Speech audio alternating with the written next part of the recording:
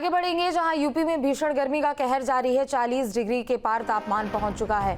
पूर्वांचल तराई के 19 जिलों में लू का अलर्ट भी जारी किया गया है। अगले 5 दिन और बढ़ेगा तापमान, 44 डिग्री तक तापमान जा सकता है।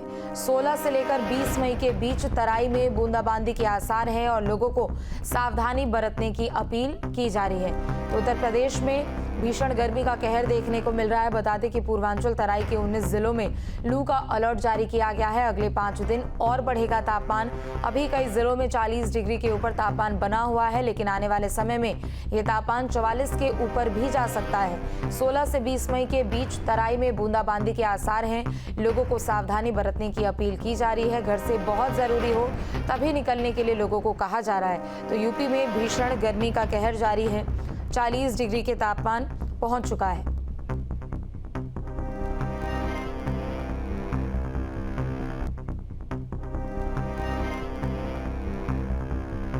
और संवाददाता सोनू हमारे साथ गाजियाबाद से जुड़ चुके हैं। सोनू, देखिए गर्मी का तांडव अब देखने को मिल रहा है और उत्तर प्रदेश के कई ऐसे जिले हैं जहां पर तापमान 40 डिग्री के पार पहुंच चुका है। गाजियाबाद में क्या स्थिति है?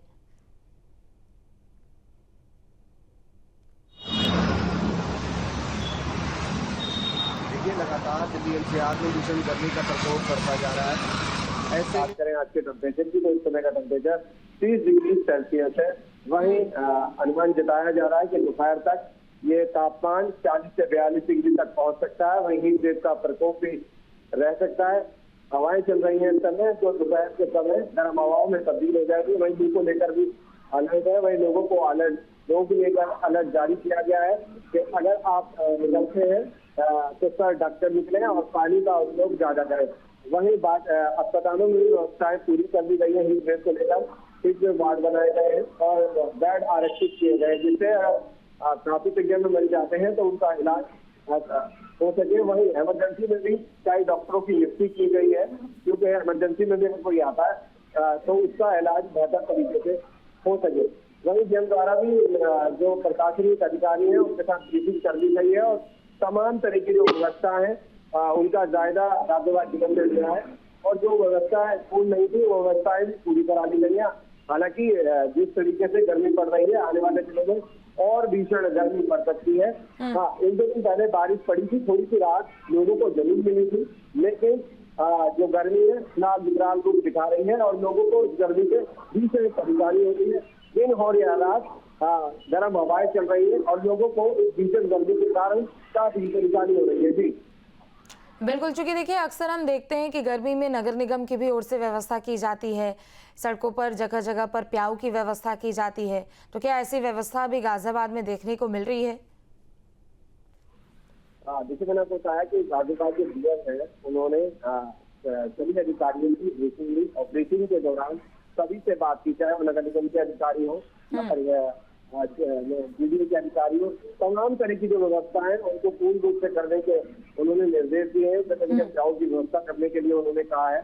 साथ ही नगर निगम आपको बता दूं छिड़काव की व्यवस्था भी कर रही है कि जिस तरीके से भीषण गर्मी पड़ रही है तो पेड़ पौधे में सूख जाते हैं, उसको लेकर भी तमाम तरह की व्यवस्था नगर निगम द्वारा की गई है और जगह जगह छिड़काव किए जा रहे हैं, जिससे जो इस तरह की भीषण गर्मी पड़ रही है थोड़ी लोगों को राहत मिल सके। वही लोगों को भी सचेत किया जा रहा है कि वो अपना ध्यान खुद रखें, क्योंकि व्यवस्थाएं तो सरकार द्वारा की गई है पर लोगों को भी अपना ध्यान रखना खुद भी जरूरी है। जी ठीक है, लौटेंगे आपके पास। रायबरेली से अमरीश भी हमारे साथ जुड़ चुके हैं।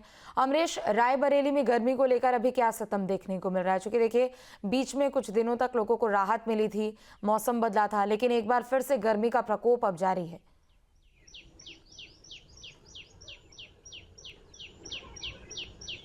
जी, निश्चित तौर पर जिस तरीके से पिछले हफ्ते 2 दिन बारिश हुई उसको लेकर के मौसम में नमी आई थी, लेकिन फिर पिछले 3-4 दिनों से इतनी भीषण गर्मी पड़ रही है कि 40 से 45 डिग्री का टेम्परेचर यहाँ पर है। और सबसे ज़्यादा अगर असर देखा जाए तो लोगों पर तो पड़ ही रहा है, इसके साथ साथ स्कूल जाने वाले जो छोटे बच्चे हैं उन पर भी पड़ रहा है, क्योंकि दोपहर में जब छुट्टी होती है तो उस समय बहुत भीषण गर्मी होती है, तो बच्चों को भी काफ़ी दिक्कत हो रही है।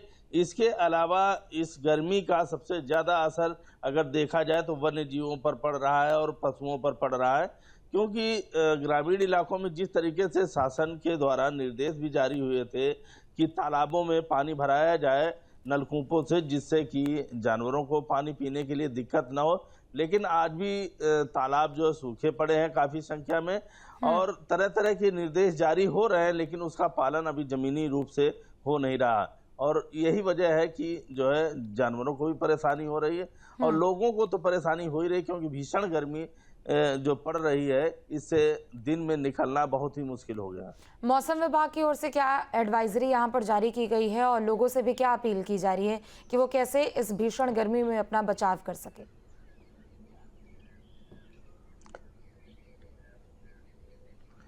जी, निश्चित तौर पर जिस तरीके से भीषण गर्मी है और अभी फिलहाल बारिश देखी नहीं, समझ में नहीं आ रही कि बारिश होगी 1-2 दिन में, क्योंकि टेम्परेचर काफ़ी तेज है। रात में भी इस समय गर्मी पड़ रही है और लोग जो है बाहर घरों के सोने के मजबूर हो जाते हैं, क्योंकि लाइट भी पूरी तरीके से मिल नहीं पाती गर्मी के चलते।